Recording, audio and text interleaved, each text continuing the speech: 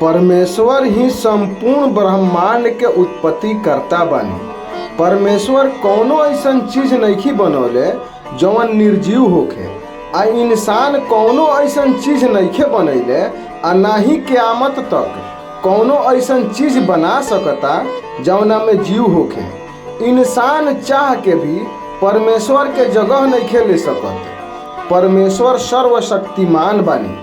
परमेश्वर के जानल आ परमेश्वर के धन्यवाद कईल हर जीव जंतु के कर्तव्य बनता।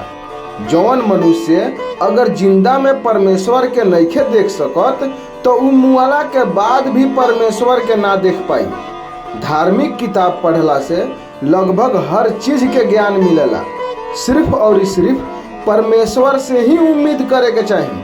अगर कुछ मांगे के बा तो परमेश्वर से मांगे के चाहिए, काहे कि ये संसार में हर केहू परमेश्वर से ही मांगेला, अब परमेश्वर के ही प्रार्थना करेला और परमेश्वर के ही प्रार्थना करे के चाहिए। राजा भी परमेश्वर ही बनावेनी, आ भिखारी भी परमेश्वर ही बनावेनी।